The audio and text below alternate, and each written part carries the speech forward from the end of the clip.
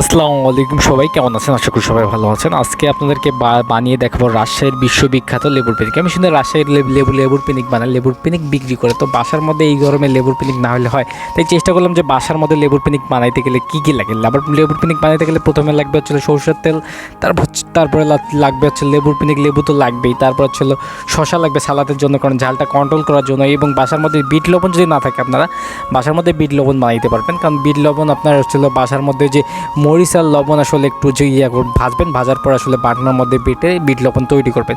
তো প্রথমে লেবুগুলো কুচি কুচি করে এমন পাতলা করে কাটবেন, কারণ বেশি মোটা করবেন, কারণ বেশি মোটা করলে আসলে ভালো লাগবে না।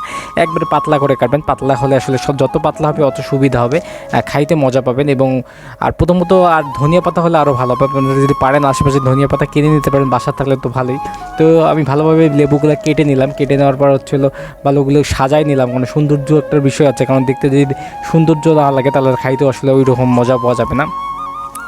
তাই আসলে ভালোভাবে কেটে নিলাম। কাটার সময় আসলে অনেক কিছু খেয়াল রাখতে হবে যেন হাত কাটা না যায়, কারণ হাত কাটা গেলে আসলে আপনার খাজনার চেয়ে বাজনা বেশি হবে। অবশেষে আসলে কাটাকাটি শেষ হয়ে গেল।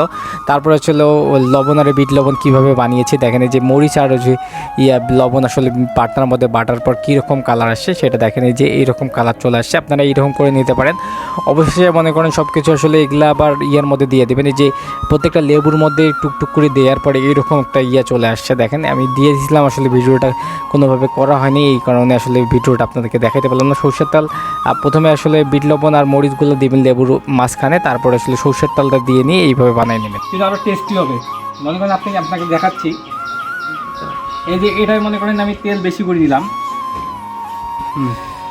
তেল বেশি করে নিয়ে যদি এই যে একটা সালাদ এখানে দিলাম, দিয়ে এরকম করে মুখে নিয়ে এরকম করে যদি জিনিসটা খাই,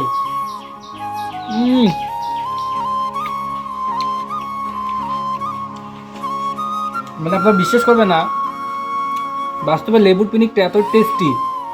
এভাবে যদি বাসায় বানান তাহলে আপনারা বুঝতে পারবেন যে কতটাই টেস্টি। তো বাসায় অবশ্যই ট্রাই করে দেখবেন।